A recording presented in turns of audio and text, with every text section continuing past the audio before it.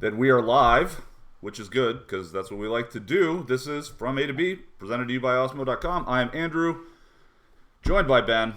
Hey man, what's going on with you today? Nothing much. Happy Wednesday. It is. Yep. It is Wednesday. Okay. Here we go. Yeah, we so last week we had no golf. And we said, you know what, maybe we'll do a Q&A. We'll see how it goes. And I thought it was awesome. We had a great time. We had a lot of people reach out with great questions. So in this dormant period for golf, we're going to be doing these intermittently. We got some good questions from our premium Slack chat and whatnot. Anyone else, drop them right in. Generic questions, DFS, life, whatever you want, and we're gonna have some fun with it. Absolutely. Should be a good time. I quite enjoyed the last one. Yeah, we already got some good questions in. And just quick, housekeeping as a gift to everyone out there for supporting Osmo.com and all of our content. This has been going really well, actually. We've had 4 winners so far, but we are giving away something every day of December through Christmas Eve. As of right now, for the rest of the week, one person each day gets a free NFL membership for the rest of the season. That includes all of the rankings, projections, premium content, articles, blah, blah, blah, blah, blah, the full boat. And then at the end of all of this, we're going to give someone a full boat for the year. There will be one grand prize winner.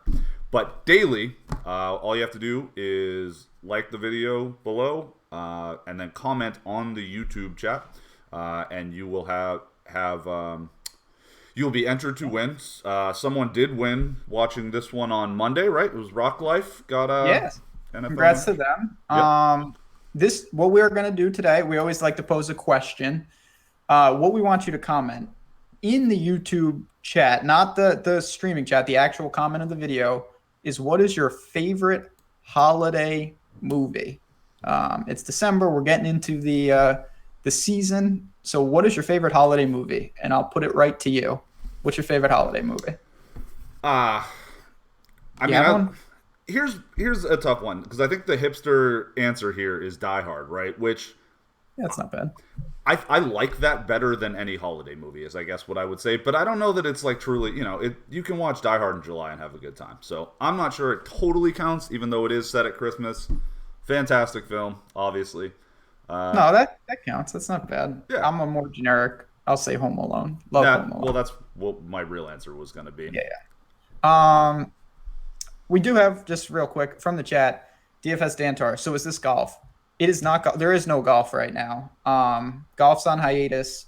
So we are doing, some more. It's kind of like an evergreen show, to be honest. This is stuff that's just going to help in general DFS. You can get to know us if you want. You can have some fun with it. It's not slate specific. We obviously have a ton of shows that are breaking down the NBA slates and the NFL slate. We do that on Fridays and Thursdays for Showdown. So this is in lieu of golf right now. Yeah, this is an AMA, as they say. So we're gonna do that. Our buddy Dan, Die Hard, all right, with you. Jack, our homeboy, says Bad Santa, quality selection. Jingle All the Way is an honorable mention. That's all I'm gonna say. I never saw that. I was too old for it. You need to see it. You need to see it. All right, let's get into it though. We got some good Christmas Carol was a big one for me as a kid. Did you ever see that? Do you like the Muppets? No. No. Not that I dislike the Muppets. I just don't know anything about the Muppets. Yeah. They were bigger, again, you and I are about 7 years apart or so, and I think, or maybe 8, but I think that there are certain things, that generationally are a little different. The Muppets were still a huge deal when I was a kid. Like Muppet Babies was a huge cartoon that everyone watched. Their movies were coming out a lot, so yeah, I don't know. My dad loved them. He had that, like, the John Denver and the Muppets Christmas album was like a big deal when I was growing up. Used to get listened to a lot, so yeah, I like the Muppets. Fair enough. No, Muppets are quality people. Yeah. All You're right. more of a Rocko's Modern Life kind of guy. Yes, that's what I'm talking about.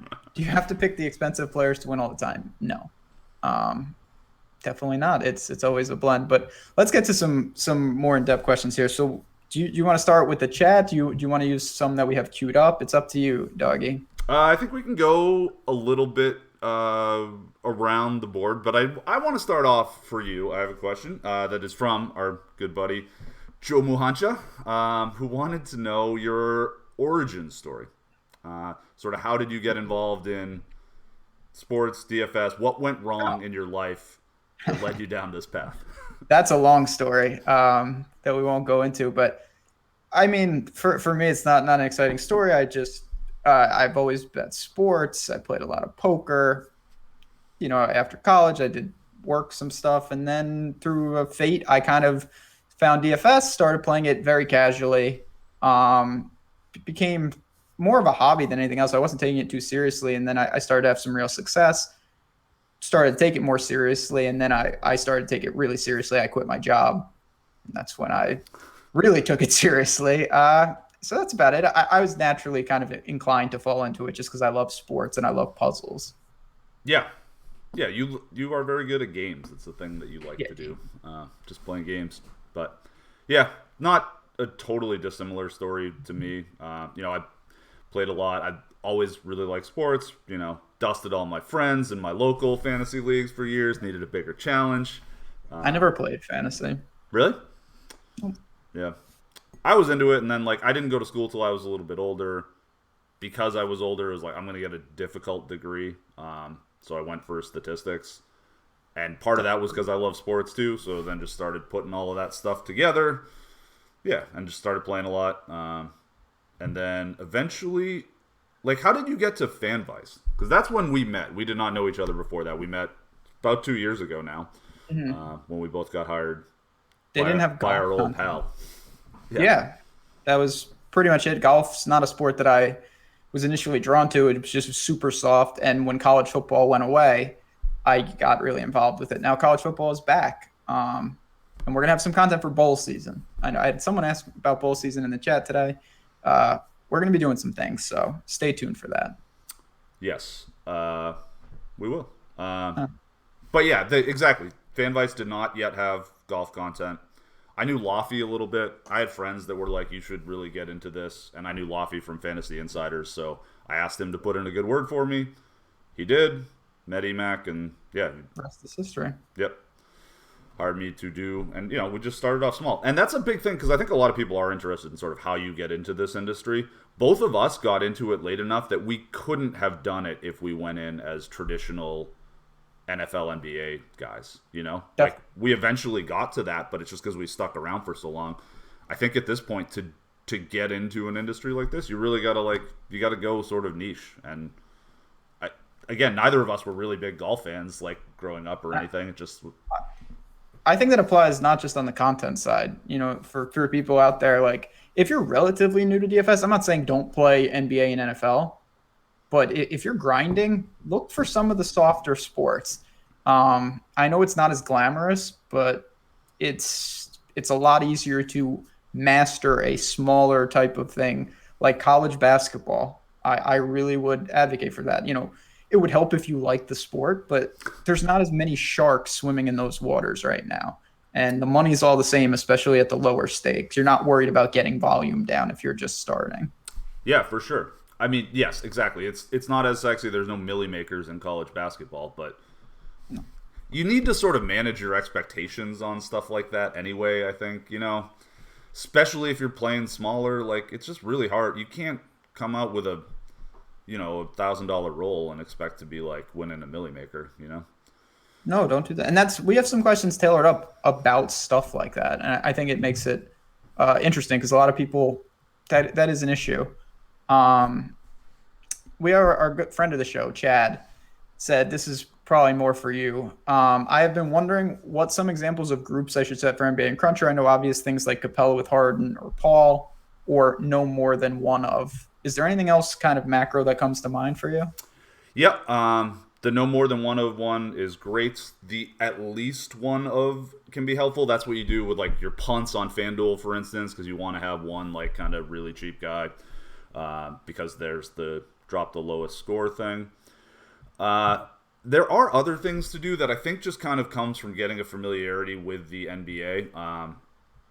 Alex, the boss, wrote a good article about not being into stacking for NBA as much because the only correlation for players on the same team is like when one player assists another basket, right? If one player is taking a shot, that's a shot that the other guy is not. So they don't correlate together that well. But the one thing that they do strongly correlate well with, if they're on the same team, is the minutes. So, like, if a game goes to overtime, they both get just more time to do that. So you want to look at rotations, so don't be trying to play, like if you have like a bench player that's popping, you don't necessarily want to play that guy because he's with other guys from the same team, because he's not going to benefit if it goes into overtime, right? That's just going to be the closing lineup that plays. So check out stuff like Popcorn Machine and make sure you're familiar with sort of closing lineups, and then you can find out like which players not to play together on the same team. Like you wouldn't play Tony Parker and Kemba Walker together, right? Like they're not seeing a whole lot of floor time together. And there are days where Tony Parker looks like a pretty decent value. Sometimes he gets up to 24 minutes and can still put up some numbers. Dwayne Wade's like that, right? He's one of those guys that can kind of go nuts in 22 minutes off the bench because he shoots so much, but he's not a guy that's necessarily going to benefit from a specific game environment, like if it goes to overtime. You know what I mean? Know what you mean. No, I think that makes sense. It's important to, before the results pan out, if you make lineups that you're cannibalizing, the way it's constructed, you're going to be at such a disadvantage. Can it work? Yeah, we see this stuff all the time in a 1-game sample size. But if you're playing guys that don't correlate and inversely correlate over and over, no chance that long-term you're going to have any success. Yeah, that's true. Ooh, you got another one? Chat's getting a little out there. Yeah, chat's down. Sure. This actually relates to what we were just talking about.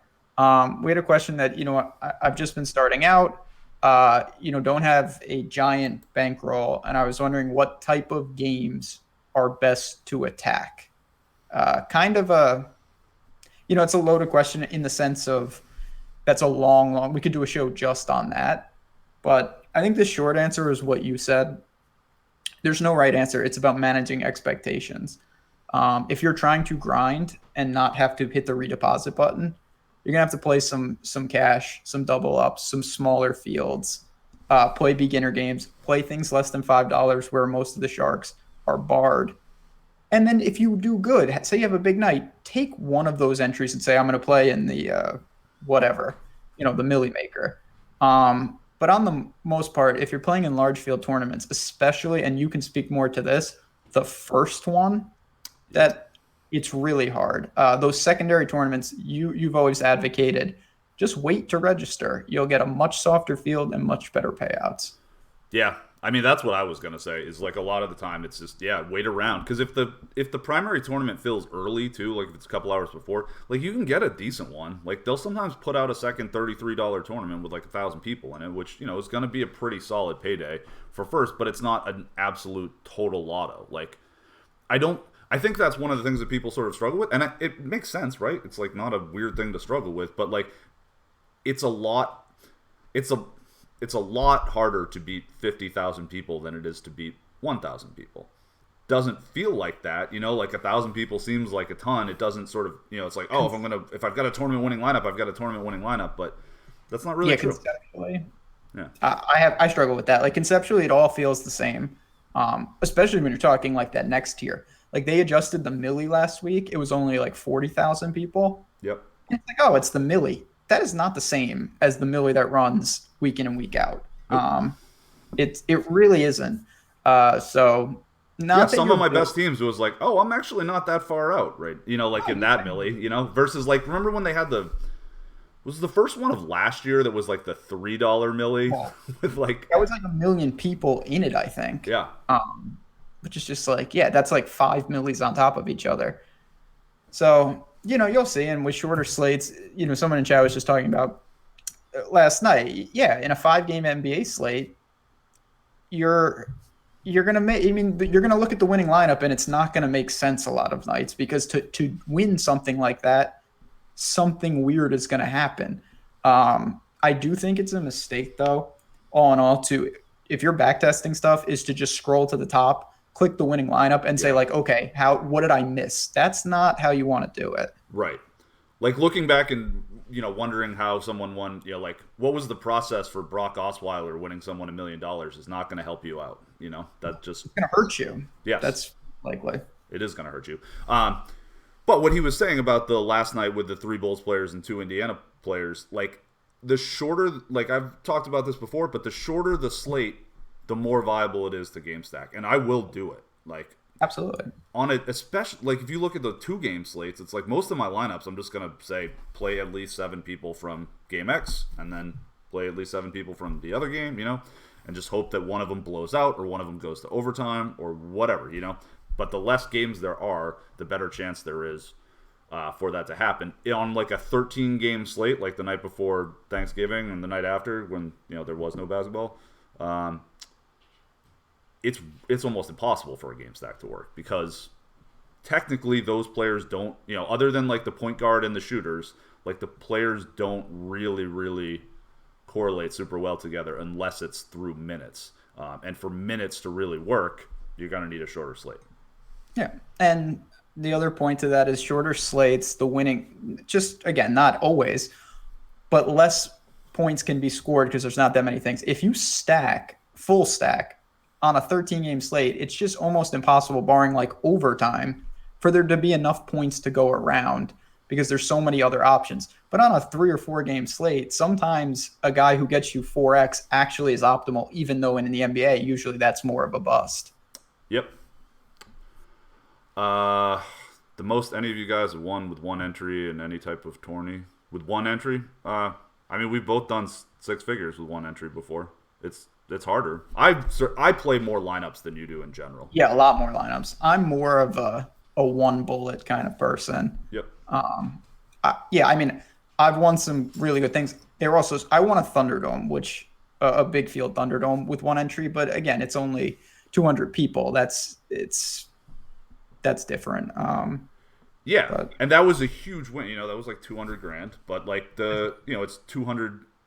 It's 200 people, which is not it's not as big as It's just a different sport. Yeah. Totally different animal. I used to only play one lineup, and I've had success doing that. It's just all it is you're just embracing way more variance because there's a lot of times where a lot of plays are good. It's not like there's only 6 good plays in golf.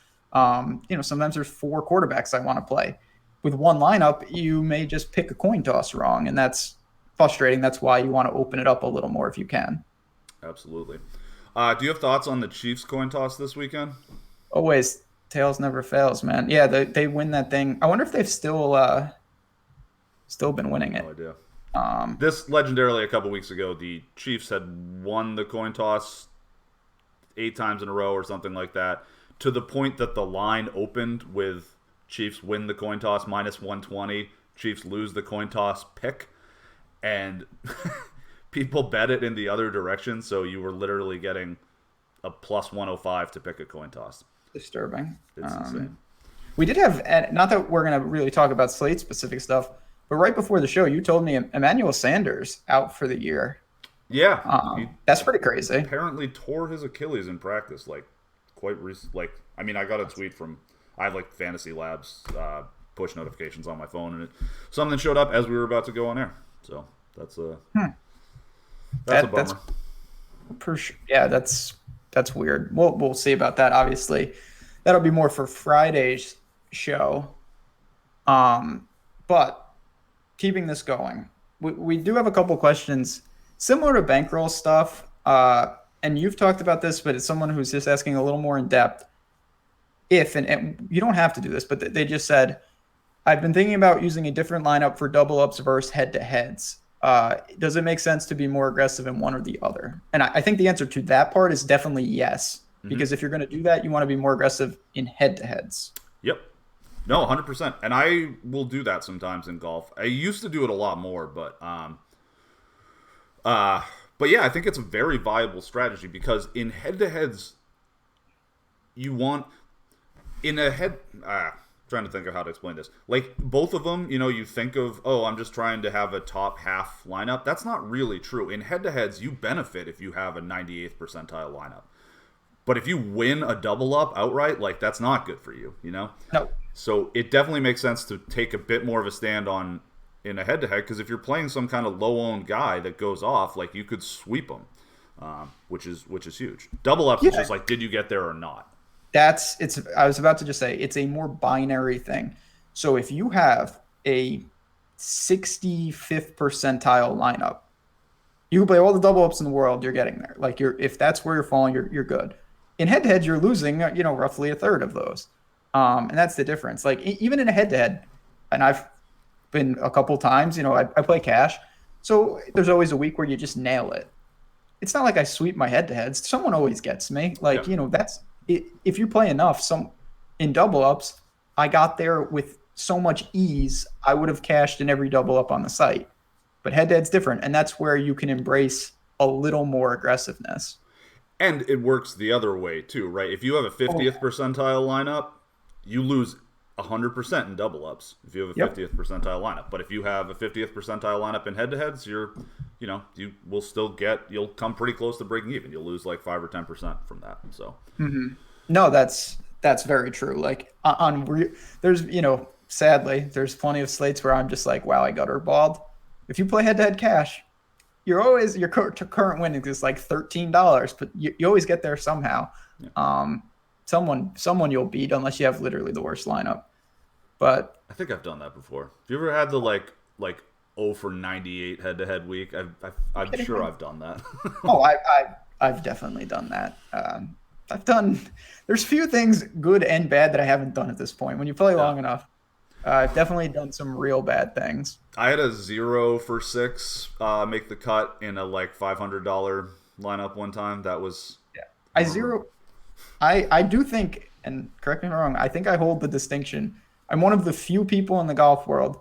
I have won a Thunderdome and I have 0 for 6 on a Thunderdome, which is the U.S. Open Thunderdome was a disaster. Awful. That was really we both played that. I think we had the same two just like trash piles.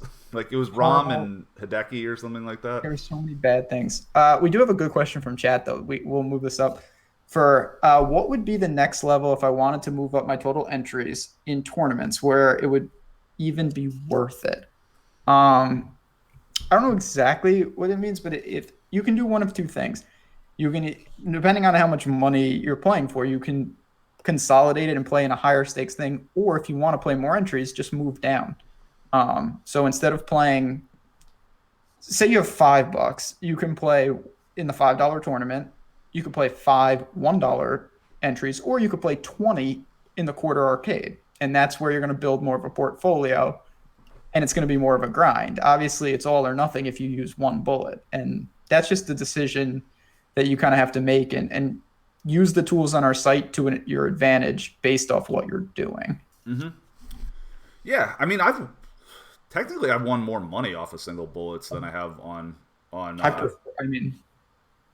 big ones, but like, a lot of that's because I've won some higher stakes tournaments with where I couldn't afford to throw in, like I won a baseball tournament that was $333 back when I had a like $5,000 roll. So like I couldn't put more than one lineup into that, The important thing with that, and we say this all the time, is no matter if you're going to move up, especially if you're moving up, don't adjust what you're doing just because you've moved up. You want to adjust it maybe if the game structure is different, but don't build differently and try to be like, well, I don't want to blow this. It's my one chance. If you start doing that, don't move up.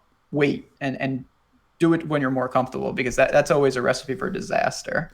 Right, that happens to a lot of people who queue into things. Like if you win a ticket into a big money thing and then you're like, oh, I'm going to be conservative with this because I want to get some of my EV back. You probably didn't get that queue being conservative, right? You got to play like how you always play. And I think that's the trouble is when people move up in stakes, they get nervous because the money's more real, right? It's more money. It's like scarier to lose it. But you still have to play the way you play. And for me, that's playing like a complete lunatic jackass. So I mean it is what it is. I think people think I play a lot more lineups than I do. I'm not I don't think that's more of a detriment for me, is building a big portfolio, because I do it by hand. It is tough. I just do it to smooth variance. Anyway, I have an interesting question here for you. Okay. Would you consider slash do you think this is a horrible idea on showdown slates to run one massive train lineup? On showdown slates to run one massive train lineup. So that just means for people who may not know what that means, say you build 150, it's just the same lineup. So it's like if you ever hit it, you would really hit it, but it's massive risk if you gutter ball. Yeah, I would say no. I think that the reason you would do that is if you're almost. I would do that with like my cash lineup, right? Because showdowns are so weird. Like the people, like there's just so many odd plays. But no, it's impossible. Like a bullet for showdown is just like is I don't know. Like it can't get any weirder than that. That's definitely something that you want to multi-enter because like it's there's just so little time for the variance to smooth out and something like that. So Yeah, I'm on your side of that as well. It's just showdown to me is more about building reasonably insane lineups where it's like you're doing stupid things, but they have a chance. I have a tough time really distinguishing like optimal plays on a showdown slate in the sense of being like, I'm going to just build a super safe lineup that's going to cash. That is not how I attack showdown. And so I would never consider doing that, to be honest. yeah, sure. Would that be the greatest thing ever if you like uniqued a train to the top of showdown and won $800,000 or something? Yeah, that'd be rad. You know how mad people would be if someone did that? Like, Imagine being the person like in second place there. That's yeah, you double up. People get so mad with trains. oh yeah. So mad. Yeah, be careful. It's like I don't know. I used They hate whatever. Yeah, they hate it. Who's getting relegated? I think the Bills probably, right? Are they going down to the XFL? They should have relegation in all sports. That's the way to do it. Relegation is just awesome. Yeah. Did you see they're adding a new hockey team? Seattle. Oh, really? Yeah. How many The hockey Totems teams are there? is the favorite. It's the worst name I've ever heard. Totems? Yeah. The Emeralds, I think, is what it should be. Okay. That was up there. So yeah. That's Go down interesting. low. How many hockey teams are there? Aren't there like more hockey teams than any other sport? I feel like there's just a million of them. I don't think so. I think there's 31. I mean, that's more. NBA and MLB still only have 30, right? But the NFL is 32. Yes. College basketball has 350. Yeah, but Get that's on that level. that's not a real sport. Yeah. Oh, it's going to be real tonight. Nebraska barn burners. We are, I have said this and we were alluding to it, but we are starting to add some content for some of the niche sports. So if you're into that, you can find it in Slack. You can definitely find it on the site. Check it out. It's fun if you're just looking to get a different game. And honestly, I do think those sports are a little softer. Yeah, for sure. Like if you're willing to put in the time. It's all about that. I mean, those are less optimized, like Right. projection-esque sports. And that's why I'm not. That's why I like. This is a fundamental difference in how you and I play. You are much more of an information guy, and I'm much more of a plug in the data guy. And there's no data on the college sports, so I'm not gonna. I don't know. I just don't enjoy. It's not as fun for me to like run through a million, like read a bunch of articles and go, like search through Twitter to try to find all the best information. But our boy Seth, who has a torn Achilles, wants to know what we think the softest DFS sport is. I mean, For me, it'd be college football. Not nearly as soft as it was. And to tell you the truth, and I know this doesn't seem like a problem, but just having to, I can't play in New York, so I have to drive and enter what I want to play and then come back and do all that hoopla. That's made it tougher for me. But all in all, I still think that college football, if you're really into it, it's just soft. Golf of the big sports, though. I was gonna say for me, it's still golf. Just, I mean, there are good golf players for sure, but like it's gotten incredibly hard. Just Yeah. like all the sports are getting harder. There's no doubt about that. yeah. But people, I almost think like with golf getting harder, people playing golf are sharper than they were a couple years ago, for sure. But with that comes much more exploitable ownership, and people get overly confident on what's going to happen in golf. And we have, It's like me with Rory. we have no clue what's going to happen in golf. But Rory's always a good play if he's not. I mean, Rory's probably the biggest leak in your game to be, if I'm going to be totally critically fair there, because you play him when he's not doing well at high ownership. But yeah, whatever. It's fine. He's a good player, and everyone's got their things. I've certainly done my fair share of dumb shit in golf, so that's not a judgment call. But I'm just saying the thing when people get better at golf, the ownership gets more concentrated, and like just people should never be 40% owned in a golf tournament, basically. You know.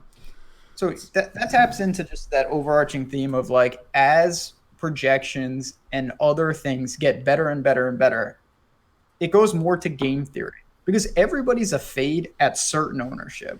Like Except I don't care basketball. who you are, even in basketball though technically. Yeah, technically. Like you know what I mean? But yes, in basketball that's why 3K NBA is the hardest sport, is because it's much harder to do that. Yep.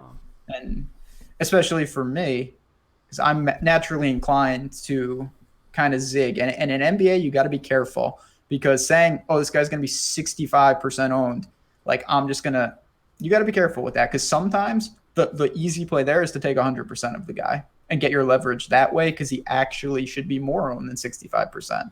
Yeah, it depends on what kind of player they are too, right? You know, like chalky centers are easier to fade because they're higher variance than like a point guard. I mean, technically, a point guard is the most high variance, but that's just because there's the most opportunity. But yeah, say what? I wouldn't have thought about it like that. It makes sense when you say it, but yeah, they just have. I mean, they have the largest standard deviation, but it's because the range of outcomes is bigger because they do more stuff. Like they have the ball in their hands the most.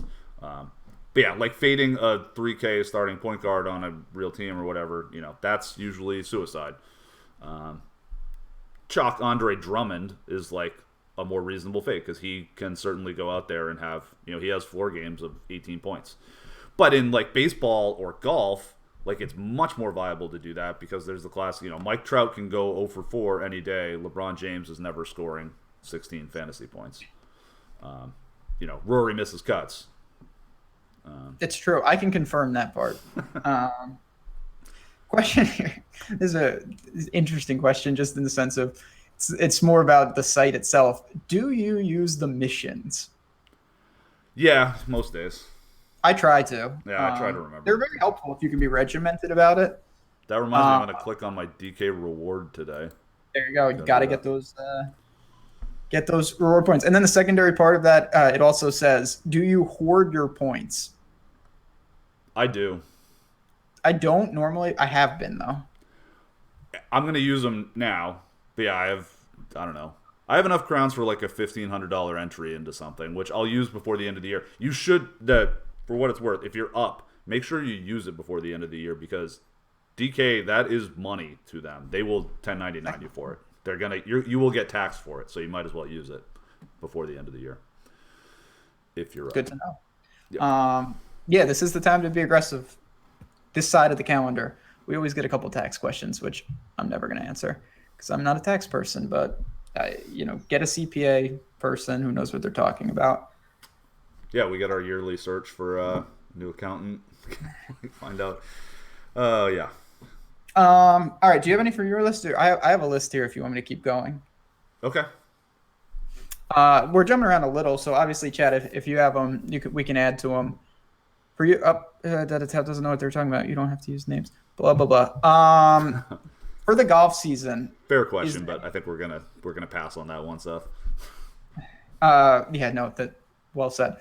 For the upcoming golf season, is there anything that we're doing during this like mini break for golf? I'm assuming that's what that means. For golf right now? Yeah, like to get ready for like if you're new to golf, maybe apologies if I got this question wrong, but if you're kind of looking to break into golf for January, is there anything to really do now? Is it look over past stuff, prep for new stuff, the Webbies? That's what came to mind for me. Yeah, the Webbies. And just like familiarize yourself with the sites that you're going to want to look at on a weekly basis. You know, there's a lot of good ones out there. Future Fantasy is great. Fantasy National, all those. Like, they have a lot of good stuff. You know, come to us. We'll show you some things. But yeah, I would just get used to, you know, Tim's course history stuff is always really nice to read. Just get used to the process you're going to use on a week-to-week basis. Like for me right now, I'm kind of on autopilot, sort of forgetting about golf, honestly taking a break from it because the season is so goddamn long. But I'm excited. I'll be pumped when it comes back. But if you haven't done it before, I would start getting used to what you're going to use on a weekly basis. Makes sense. And I actually I read Seth's question wrong. We're not going to tackle that in full, but I will just say this. With touts in general, find someone that works for you. There's going to be a ton of people watching the show that are like, I want to make 150 lineups a day and build like that. You probably shouldn't use me as the model person because that's not what I do. That would be more of, Andrew or someone else at the site. We have people who do all different builds, and that's why I like it. Like, you watch the shows obviously for advice. That's all, different. But for DFS, you want to find a person that you can say, I'm going to back test what they do each night because I build similar to them. Like if you want to build 50 lineups, I wouldn't pull someone who's firing one bullet each night because what is that really telling you for your 50? Yeah. That's, I think, an important aspect. Yeah, that's a really good point. And so for me personally, the touts that I like the best, and I try to be like this, is I'm not as into like what some guys' plays are for the day. Like I'm more interested in like how they're doing it. Are they putting out good information? And you and I, obviously we talk about plays some, but it's not like here's the 7 locks. It's a lot more of like this is what this is the kind of stuff you are looking for on tonight's slate at this tournament, et cetera, and trying to let people make their own decisions for them. And I think the touts that do that are actually the best ones. I find a lot of the time the guys that are just like spewing picks, it's a little bit of it's a tougher slog. So, and you always leave yourself outs if you're helping people make their own decisions. There is that aspect though. Yeah, we try to toe that line as best we can because there is no perfect answer to it. But that is what it is. I got another question while we're on this sort of idea of process. What does your typical Sunday look like?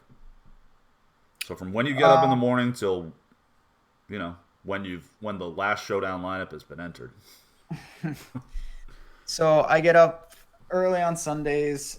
Keep in mind, I'm on the show on Sunday morning, so it's a little different. Mm-hmm. I have started because I have had a ugly NFL season. I don't think there's any doubts about that. I've adjusted. It's helped a lot. I've been building a little Saturday night. So I have an idea of what I've already made. I get up. I pick up the dust of college football. Basically, what I do, I look, there's not as much late-breaking news these days. I see if there is anything before the show I need to get ready for. And then it's more truly prioritizing where it's going to be ownership-based. Like, okay, where is the stand? Some weeks it's easier than others. Like, example, last week, I woke up and I honestly didn't have to do much because I knew it's coming down to the Falcons for me. Yep. I don't need to worry as much because if I get that right, that'll be it in itself. Other weeks where I'm like, man, I like most of the chalk. I got to find where am I making that stand. I start to build, the show, do that. I'm usually in Slack, and that's where it's tough. I'll be honest, it's really hard to answer all those questions while I'm trying to build some lineups. I usually build FanDuel after the show and DraftKings before the show. Okay. And I have a question based on that, but I want to pass that right back to you before I ask it. Okay, sure. Yeah, part of it's because I'm on the West Coast, so it's really early. I get up at about 6 on West Coast time on Sundays, but that's still only 4 hours before the slate begins. And there's like a lot of work still to do. That's 9 Eastern. I'm not on that Sunday morning show. I was initially, that was the plan, and I just realized I wasn't going to be, it just was not going to work for me because I play NFL very heavily. I run the projections. So yeah, I'm with you. Like answering all those questions right before lock like that is intense. So I have to build a lot on Saturday. So I've done a lot of that then. But yeah, get up around 6, check the news, look at Twitter, make some projection updates. I'll usually do one sort of first thing and then another one like, an hour before lock when everything has come up. But yeah, just kind of watch, make sure I like what my lineups are. See if there's stands I'm taking. Like last week, it ended up, tragically, I moved a lot of Tariq Cohen to Spencer Ware and adjusted some lineups because of that, which wasn't so fun. But yeah, and then I just have the games. I grind Red Zone all day. Watch that while I have like a chat going. We've got a couple together. With one with some of our tout friends and one with some of our friends. Yeah, I mean, I adjust obviously on the fly, especially for cash if I have to. Yep. Uh, Yeah, if I'm getting murdered in cash, like often we'll try to make a global swap to something less chalky for the 4 p.m. games. If you're way behind, like the you best have, cash week I ever had was Thomas Rawls week a couple of years ago. Do you remember that? Like I mean, Marshawn Lynch got ruled out, and people didn't really make late swaps back then, and I was getting murdered in cash on the 1 p.m. games, and it was like, well, I guess I forget who I changed from, but it's like I'm putting in Rawls because I got to do something, and he scored a zillion points and ended up sweeping head-to-heads despite getting off to no, an awful start. that is an important thing. Yeah, I try not to change. I have two questions now. And before we get to that, I want to use the one that Michael just put in because that's a great question in chat. That's like one of the hardest things in DFS is how do you decipher good information from just like over analyzing? For me, I don't have an answer to it. What I say, I know what works for me. Yep. And what works for me is shutting most stuff out. That's not a knock on anyone. Some people are like, I want to consume everything. Yep. I can't decipher it properly. So I know what I want to see. I have a process, and that process is what I stick to, unless I think there's a problem. Yeah, I'm the same. I used to be much more of a take in a lot of stuff guy, and I don't really consume a lot of other people's content. Again, yeah, no knock on anyone. It's just not as much of my thing anymore. Yeah. So, I've got my own process, got my own coffee maker. I'm an adult. No, yeah, I think that is important because what was happening to me, it would be, and this happens with most people, the last thing I would read would become more pertinent, and it would override hours of great research because I saw one thing, and then it's like, where did I even end up in the weeds? So I still struggle with that. I think everyone does to an extent, but I try to keep it limited. Yeah, just don't. I don't know. It's hard. Yeah, because if you bring in too much stuff, and like you're always gonna be happier riding or dying with your own plays. You know what I mean? Like if you're listening to the last show you listened to like 2 seconds before something goes on, and you global swap to a bunch of X and they're not good, you're gonna be really pissed at yourself. So, and that leads into exactly the question I was just going to ask. This isn't actually from anything. This is just a question that I had, but I get it all the time. So I feel like bringing it out to the open.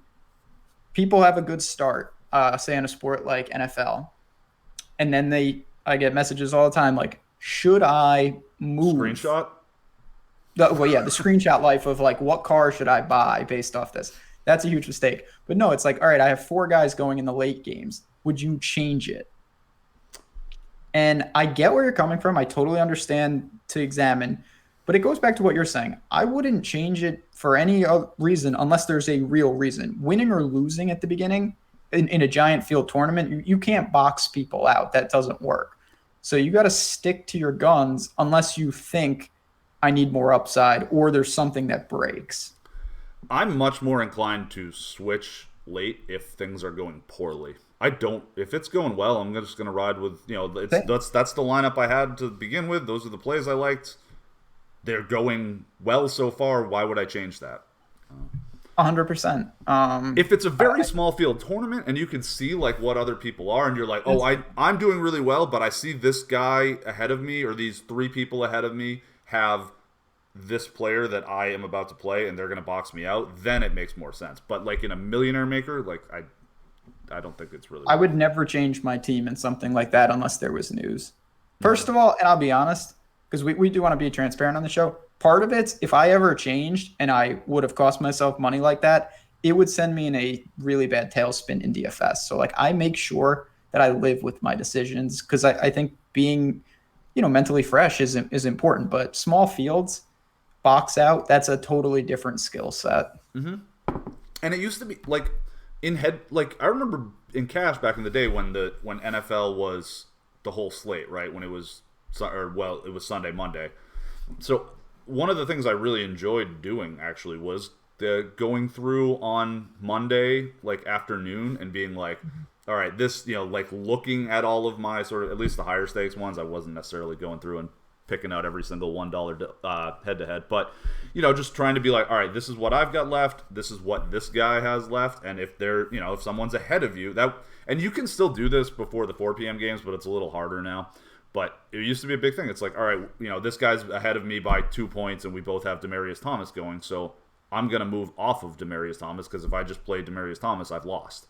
Yep, and that's important. You save yourself money, and a lot of people do not do that. Yep, just gives you an out.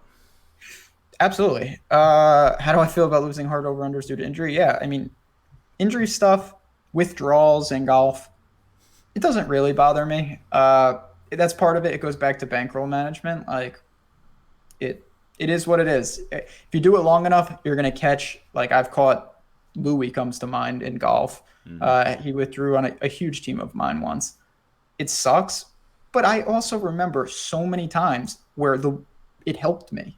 Right. Like, if you really think about it, it's not like you have bad luck. You just got unlucky at this point. Right. Because everyone has bad luck. That's why I find, so the whole DraftKings late swap coming back thing, where people are like, this is great for me. Now I don't have to worry about, if someone gets injured last minute. And it's like, here's the thing, man.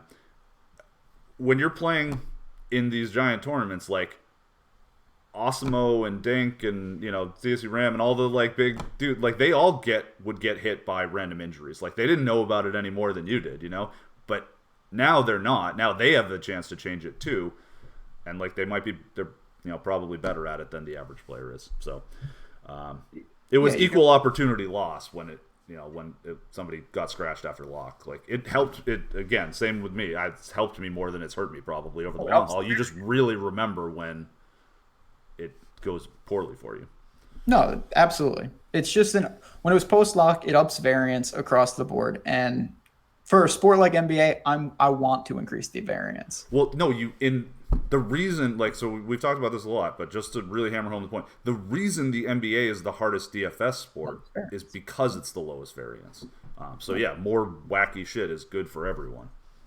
Yeah. Or the sort of like, it's easier to beat the like boss players if you have more variance in it. No, the injury thing is what it is. That's all goes down to bankroll management. It sucks, especially when you're running bad. Like then when you get an injury, it's like, I'm never going to win again. Like nothing is going my way.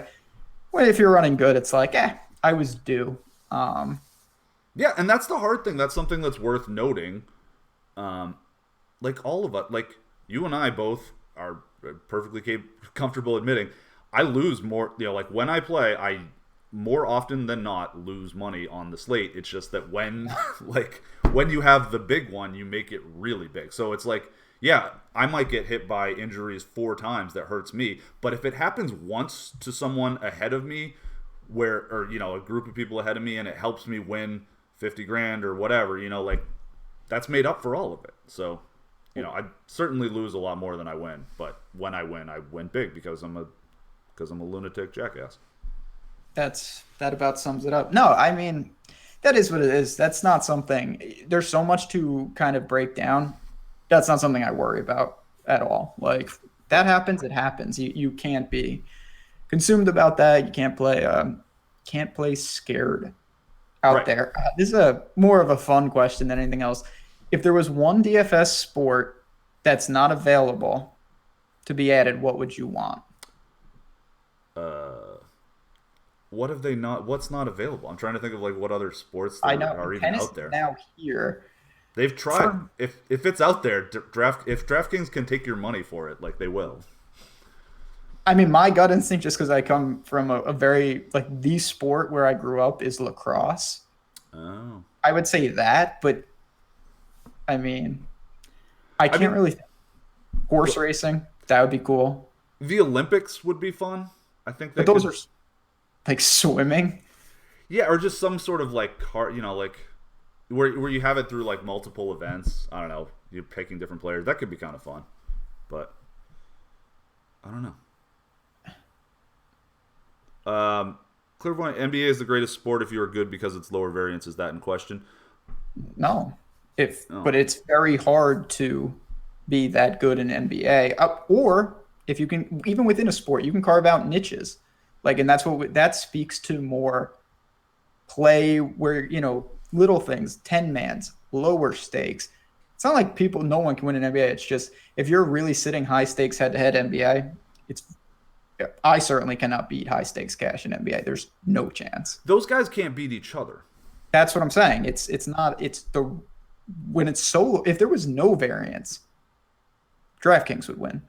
FanDuel would win. That's the rake. Think about the rake. Right.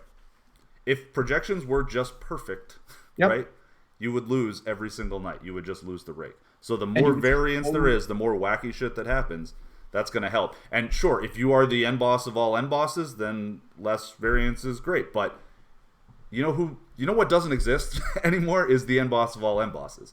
Like when Makasupa and Chipotle Addict are playing each other in a nosebleed head-to-head, like they don't want to do that. That's not good for either of them because neither of them is going to beat the other at a rate that's going to allow them to profit off of that because they're both so good. You know what I mean?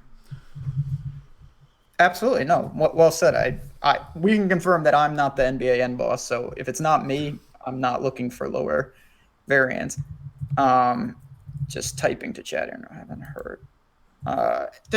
What do we got here? Gymnastics, LPGA. That's actually a good one. I wish they had that. That would be awesome. Mm-hmm. But wish they had DFS for the Johnsonville Slushes cornhole, which I do see on ESPN. Cornhole is just like on randomly sometimes. I'm really bad at cornhole. Don't know why. I like cornhole.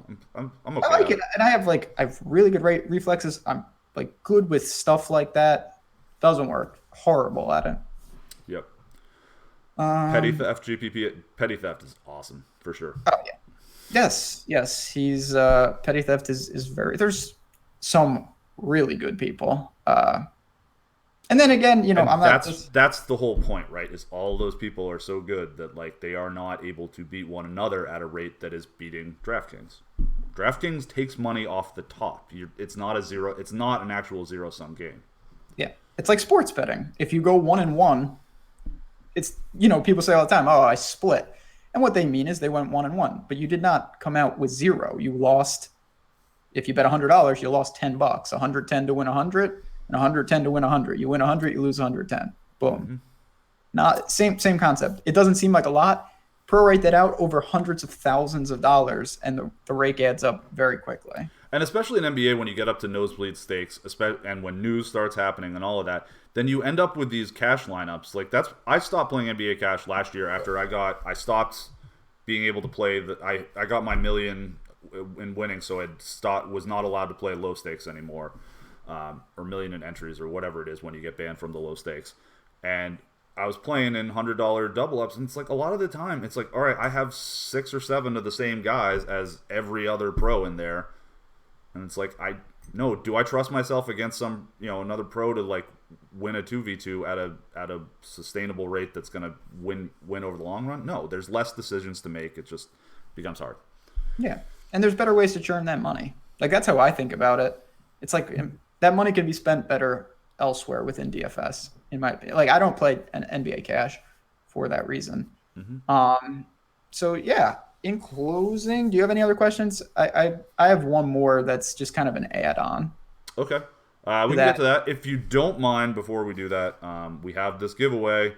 A free NFL membership for the rest of the year today, and then you are also entered into the grand prize drawing at the end for a year's full boat here. You should check it out. Like the video and then comment below your favorite Christmas movie. Johnsonville Sausage Cornhole Competition. That would be good. Bama Metal Jesus is his name, I remember. Was he a FanVice guy, or do I know him from Fantasy Insiders? I remember you, man. Whoever. We've talked before. Yeah. Sorry. My memory is shot. And thanks for the show. No problem. Thanks for participating, chat. We really do enjoy these, but it wouldn't work if we didn't get all these questions. So we do appreciate that. The last question was it was really just an add-on about like at what point do you find like have you adjusted what made it was kind of an add-on of like me not playing cash. I just after sports or when there's breaks, I do think it's important to examine your results, not just on a macro level, like, oh, I'm winning. Like, what are you winning? Are you winning tournaments? Are you winning cash? Is there start differences? Is it three maxes? And then make decisions. Like I came to the conclusion, last year that I should not be playing baseball. Thank God. And B, I came to the conclusion this year that I shouldn't be playing NBA cash. It's just, it is what it is. Like, as much as I would love to be where I'm like, I'll play anything against anyone, well, that doesn't make a lot of sense on my end. Right, you've got to be more selective now. It was it was just a different game 5 years ago. Like I used to be way more of an NBA and NFL cash grinder than I am now. I play a lot more GPPs, and I would play GPPs and had some success in them back in those days. But most of my income DFS wise was from, just playing a bunch of head to heads. That is less viable now just because there aren't a lot of fish in there. Everyone's pretty good these days. But yeah, you're right. Just analyzing what has worked for you. Like that's a big thing when people ask about like how to get better. What tournament should I play? What do I do? Well, what are you good at? I think that's a more important question than who should I play tonight. Yeah. What am I good at? Like try to figure that out about yourself and be honest with yourself. That's the thing. That's last parting words for me is like be honest with yourself and like identify where you're weak and either cut that out or make a real concerted effort. If you like really love the NBA and you're like, I want to play this. Okay, well, there's some corners within NBA that you can take to make yourself a little more successful. Attacking three mans in high stakes. Well, let's start there. Like, don't do that. Yeah, I don't want to play Love Spaces and Empire Maker in 3 like, minutes. Yeah, there's. I mean, and those people have just massive bankrolls. Like I've been playing for a while. I've got a decent bankroll. I can't compete with the real guys out there with like that are operating with like $5 million bankrolls. Like that's just no. It's you just want to be cognizant of. There's a lot you can do before you even sit down to build your lineups. If you get all that right, then you let the chips fall where they may. But analyzing yourself, and that's what this show. This is as we didn't mention a play because we have a million shows. Obviously, the deep dive, Fast Eddie. For NBA, like all that stuff, the projections, that can help you on a slate specific. But if you have no idea what you're doing on a DFS level as a whole, you're gonna have some trouble. Yeah, and it's a lot of it is personality based, right? If you're not if you aren't comfortable with like absolutely airballing on a given night, GPPs are going to be tough for you because it happens. Clairvoyant, that's actually an interesting question. Bankroll Tracker would be an awesome tool.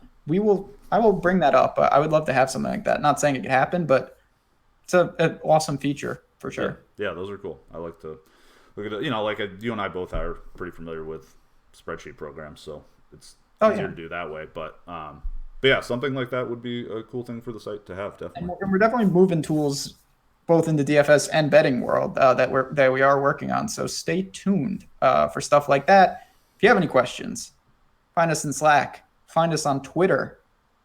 Find us not in person, anything but in person. Well, in the interwebs, you can let us know what you think if you have any questions. Mm-hmm. Thanks, everyone, for tuning in. We will catch you tomorrow night. We're going to do the Thursday Night Football showdown. What is the game? It's like Titans-Jaguars or something really bad. I wish I could say, no, it's not that. But the truth is it's Titans-Jaguars tomorrow. All right. Well, start firing up the take cannon. If you want some play talk, we'll get into that tomorrow. Appreciate you all listening. Have a good day.